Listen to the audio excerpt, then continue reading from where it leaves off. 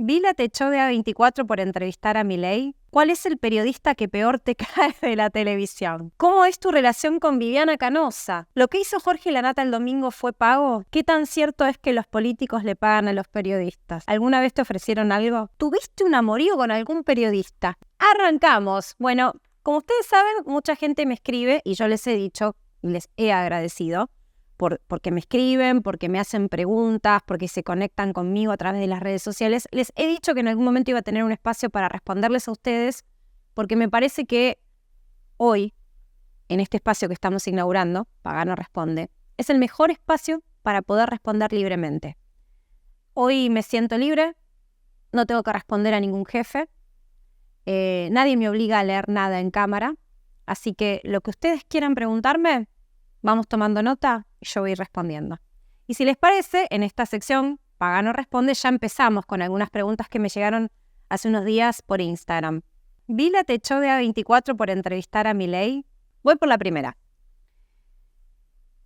Mi situación en América y el desenlace de que me echaron, me voy a explayar y voy a contar bien cómo fue. Fue una secuencia, ¿no? Fueron varias etapas.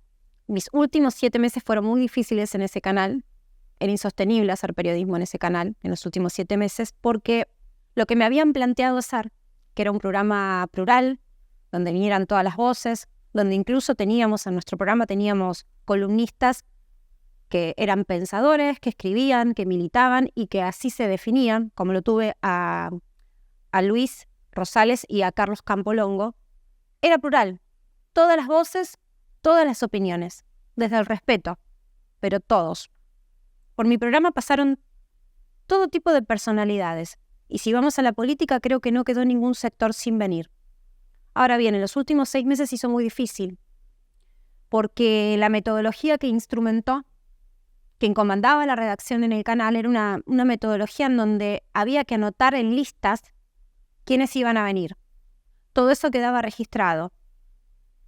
Y las personas que estaban a cargo de la redacción bajaban automáticamente a algunas personas que estaban anotadas. O sea, ya no era libremente trabajar coordinado con otros programas que nos anotábamos o hablábamos con otras producciones de otros espacios dentro del canal para no pisarnos y no tironear de los mismos invitados en un solo día.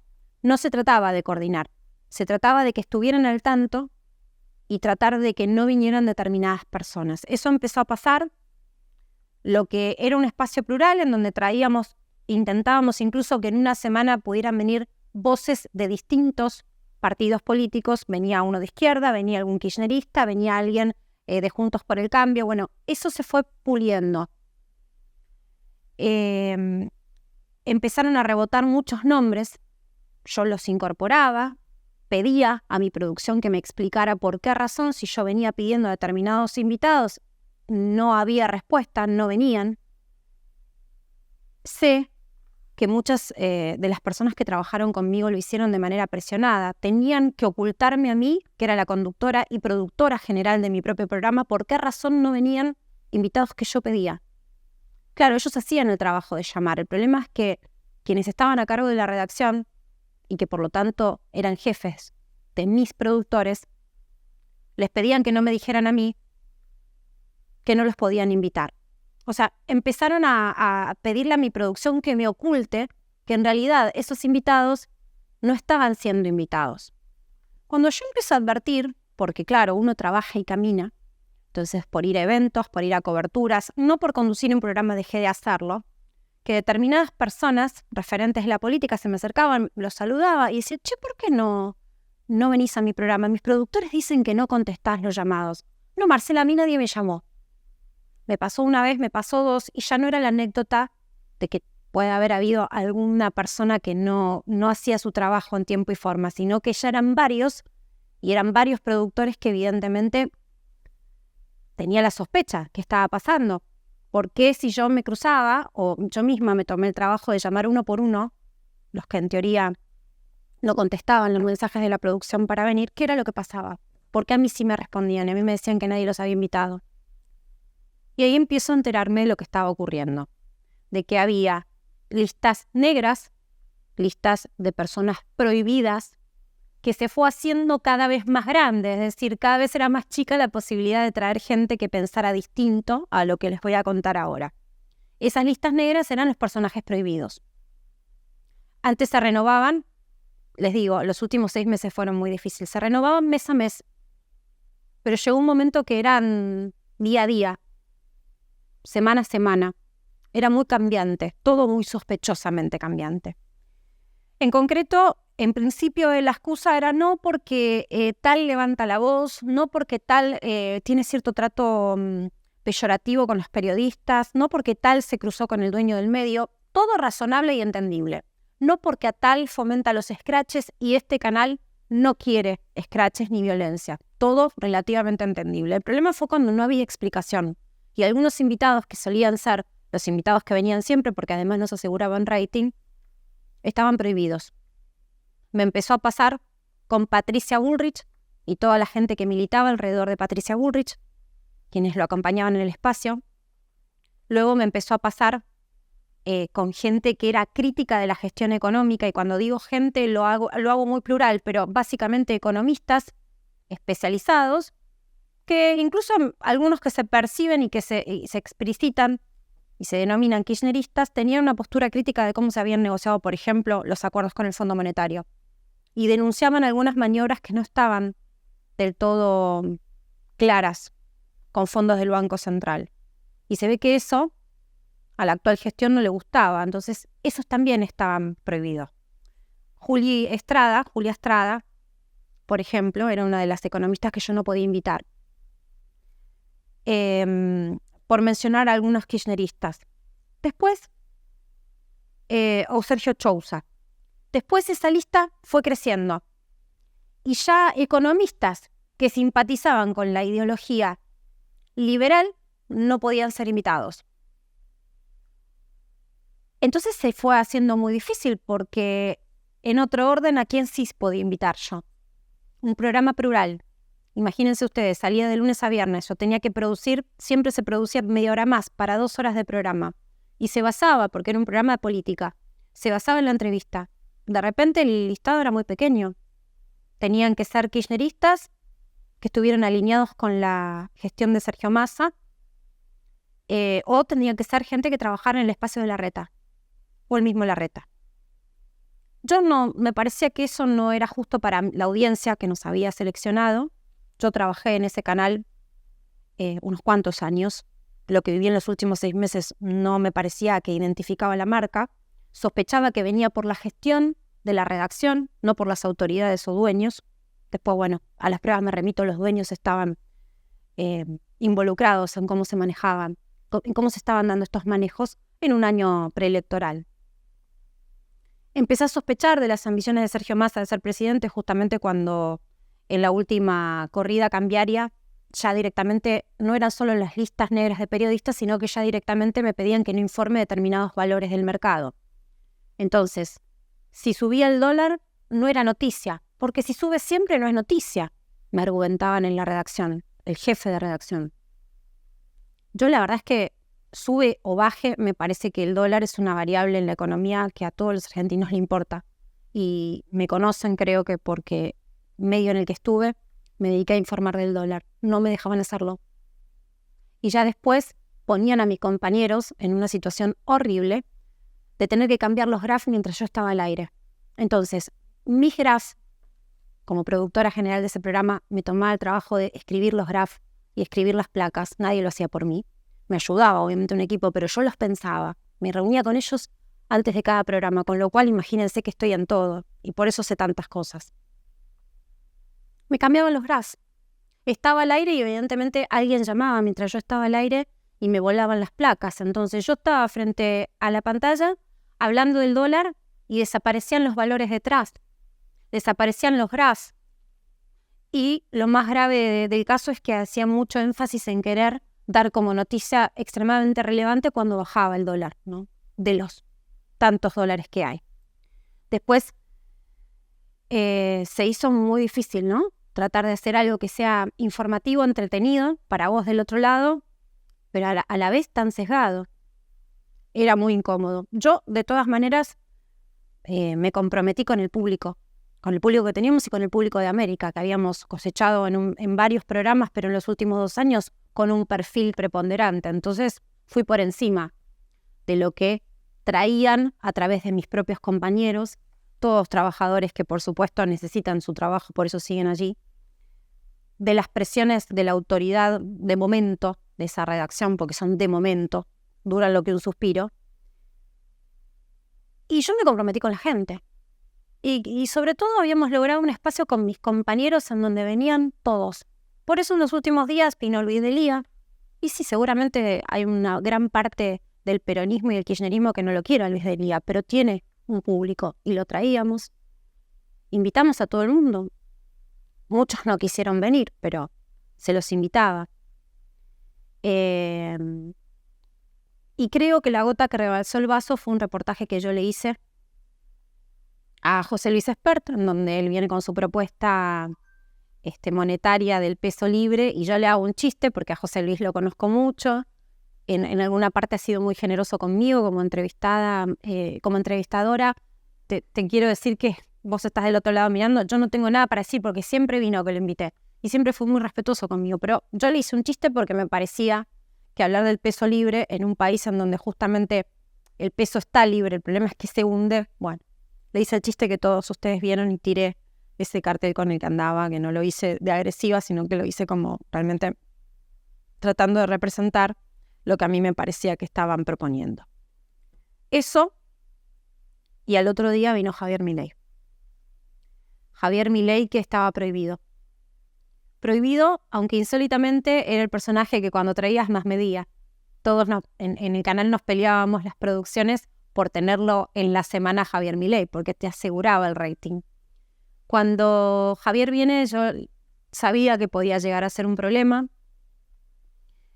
Había una orden incluso de darle rienda suelta a todas las denuncias que circularan a través de Javier, denuncias de, no sé, en algún momento alguien inventó que se pedían favores sexuales a cambio de lugares preponderantes en la militancia, cosa que se habrán dado cuenta 3 meses más tarde quedó en la nada, porque lo que todos reclamamos es que eso que es tan grave vaya a la justicia y ahí quedó. Estamos esperando a ver qué ocurre, ¿no? Todavía no se presenta nadie. El punto es que de esa orden y pasaron a silenciarlo y yo lo invité igual. Porque yo sabía que a mi público, así como yo le traía a Espert, o le traía a Luis Delía, o le traía a Larreta, o le traje a Lustó, o le traje a García Moritán, al kirchnerista que se quiso sentar, lo entrevisté, le tenía que traer a Milei también. Vino, la rompió, fue lo más visto del canal esa tarde.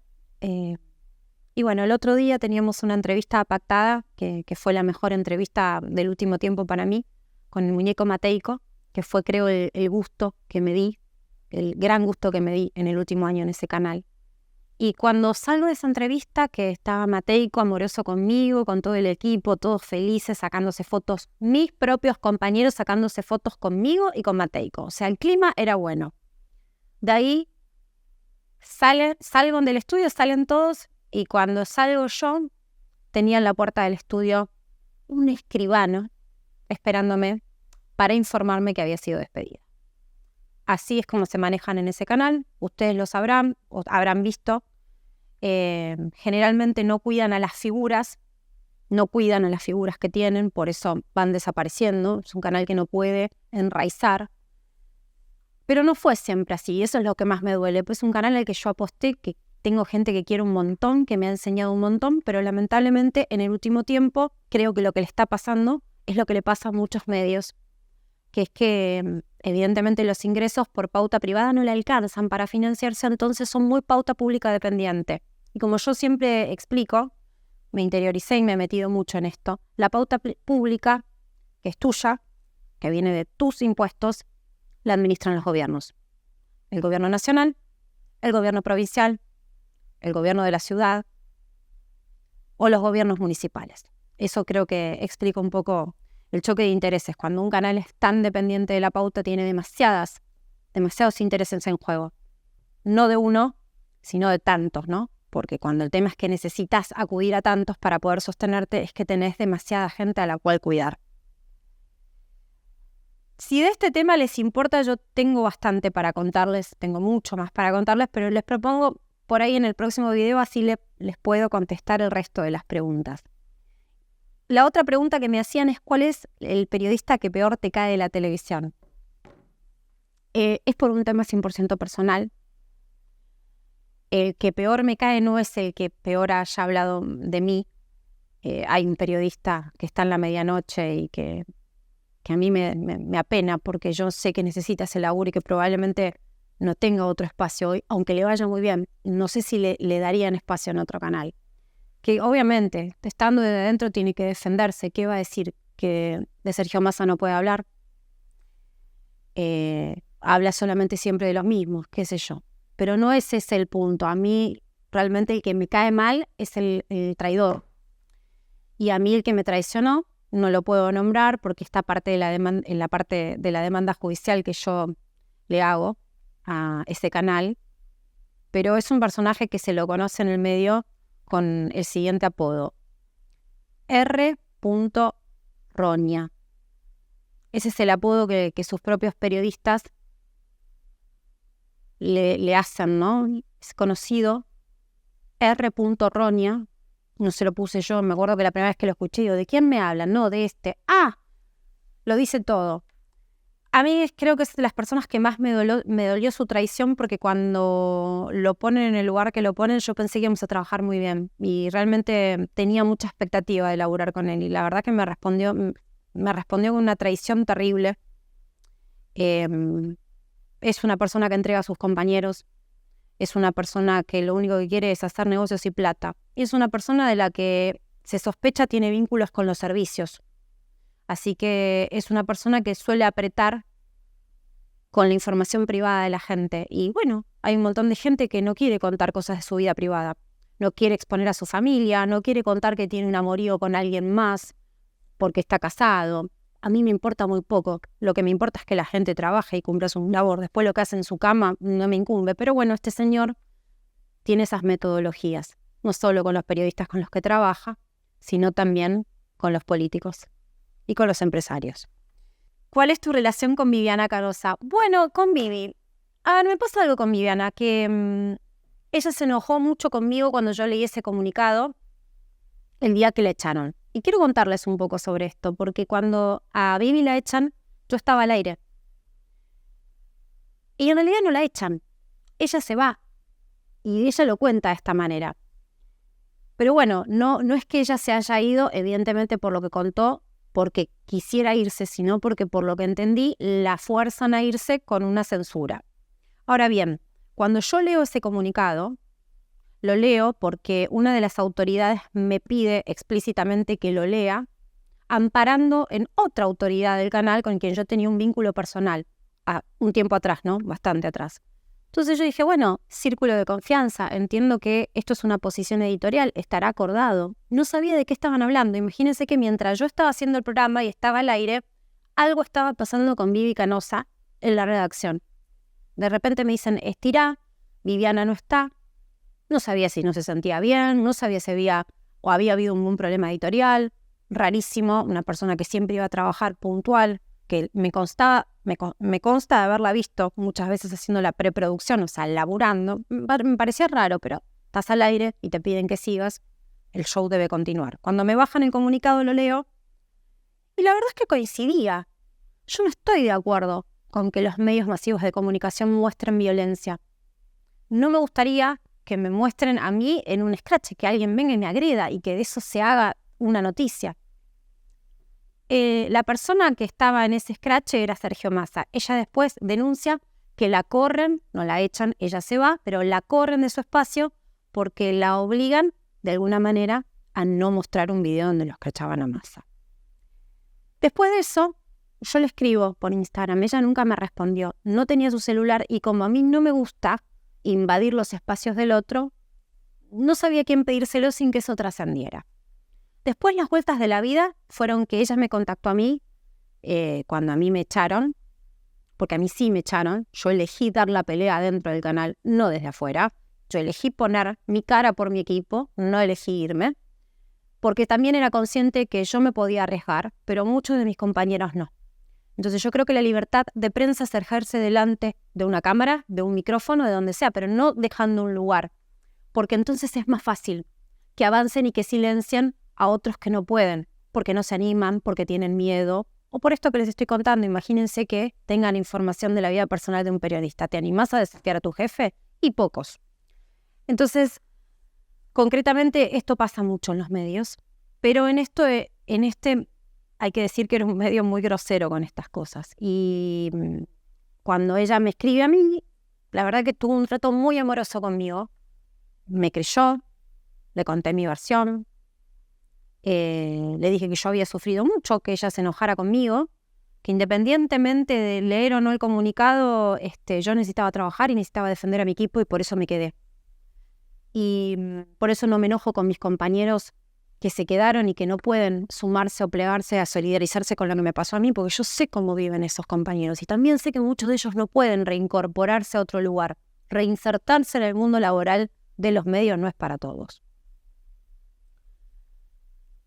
Y después no tuve más vínculo. Ella me invitó a su programa, yo no fui.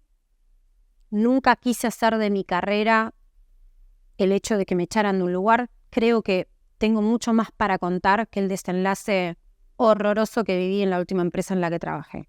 Así que eso es lo que puedo contarles de Viviana Canosa. La otra pregunta es, ¿lo que hizo Jorge Lanata el domingo fue pago? No creo que haya sido pago. A mí no me gustó en particular el informe sobre Javier. Creo que es lógico que no me gustó. Me hubiera gustado ver que se explayen más en dónde están las denuncias, ¿no? Y sobre todo, está en la justicia esto. Por ahí esa parte me hubiera gustado verla, pero me cuesta opinar de Jorge porque yo con Jorge tengo un vínculo afectivo. Es una persona que con mucha generosidad, cuando yo arrancaba, me dio posibilidades de trabajo, me enseñó cosas del periodismo, es uno de los mejores editores que tiene la gráfica. Y además, no podría ser objetiva hablando de él porque yo tengo una buena mirada de lo que es él como compañero, como colega, así que lo único que puedo decir es eso. No creo que necesite que nadie le pague para decir lo que piensa y demás. ¿Qué tan cierto es que los políticos le pagan a los periodistas? Bueno, porque va por ahí. ¿Qué tan cierto es que los políticos le pagan a los periodistas? ¿Alguna vez te ofrecieron algo? Te lo voy a poner en estos términos. En el último espacio en el que yo trabajé, yo me niego a hacer entrevistas pagas. ¿Cuál es la metodología de una entrevista paga? Vienen y le dicen o al periodista, conmigo no funcionaba eso, o al titular del medio, mira, necesitamos mostrar a tal político, queremos que lo entreviste fulano o fulana, pero tiene que ser una entrevista en donde se haga énfasis en estos temas, ponerle los temas de gestión, o porque quiere hacer tal anuncio, que no le pregunte ni de esto, ni de esto, ni de esto. Yo nunca estuve de acuerdo en eso. Las 2 veces que me obligaron a hacerlo, la contraparte casi extorsiva que escuchaba es, tené presente que por esas entrevistas que vos no querés hacer, tus compañeros no cobrarían el sueldo. Nos pagan el sueldo. Entonces, claro, te llega a un nivel de presión. Casi te diría, lo he hablado con varios psicólogos, muchachos, sepan que eso también va a estar. Es de una psicopatía terrible que te hagan una cosa así. Porque vos enseguida pensás, ni siquiera en la tuya, pensás en que tus compañeros por ahí no les pagan en tiempo y forma. No les pagan en tiempo y forma. Eso es otra cosa que pasa en el periodismo.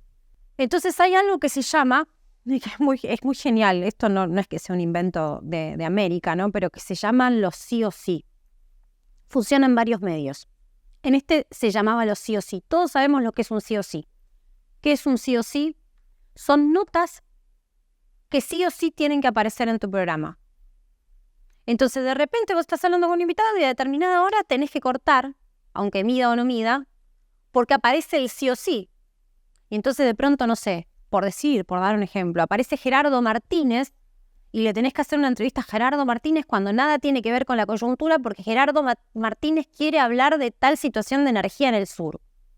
Y vos por ahí estás viendo que hay una interna terrible entre Gerardo Martínez y un ala de la cámpora y querés preguntarle eso porque sos periodista y sos consciente de qué es lo interesante de preguntarle al personaje, pero no podés, lo tenés prohibido, porque tiene que ser una entrevista con la cual tenés que quedar bien con el otro, no incomodarlo. Cuando sabemos que la especialidad del periodismo, y sobre todo en la política, periodismo político, es incomodar al otro. Bueno, esos son los famosos sí o sí. Que en la previa de la campaña ya es grosero, porque incluso lo vas a ver con informes truchos, donde ves una cámara, no aparece ninguno de mis compañeros periodistas, no aparece ninguno de mis compañeros camarógrafos, ninguno de la técnica del canal, sino que aparece un enlatado de 2 minutos que lo mandan desde el municipio X, desde tal gobernación o tal funcionario de primera línea, porque también eso pasaba, que tiene su propio contratado, su propia gente y nos manda la nota editada que tenemos que poner a determinada hora. Parte de las situaciones que yo creo que llevaron a ese desenlace es que yo me negaba rotundamente a presentar esas horrorosas notas que me daban vergüenza ajena. Y también me negaba a que mis compañeros tuvieran que poner la cara para hacerlo, salvo uno, que fue el que se quedó en el espacio, que le gustaba poner la cara para presentar esas cosas. Pero el resto trataba de protegerlos, porque nosotros lo que hacemos es un trabajo con dignidad. Bueno, esos son los famosos sí o sí. Entonces, la plata a veces llega de manera en que intentan disimularlo, pero se nota mucho, mucho. ¿Tuviste un amorío con algún periodista? Con algunos. Déjenme aclarar que me da risa. No voy a mandar al frente a nadie. Y jamás lo haría. Soy una tumba. Pero me preguntan mucho, veo que es reiterada la pregunta sobre si estoy soltera o si estoy de novia. Estoy re soltera. Estoy más libre que nunca. Esa es la verdad. Y hace bastante, ¿eh? Y yo ya estoy solterísima estamos en más de un año, por suerte. Para bien para mí. Otra cosa que me están preguntando acá. Sí, porque yo no puedo contar, pero tuve muy buenas relaciones en general. Tal vez no noviazgos en el ámbito periodístico tantos, pero tuve muy buenas relaciones. De hecho, me preguntan por uno acá. Solo voy a decir que hay una persona que usa bigotes que conmigo se sacó los bigotes.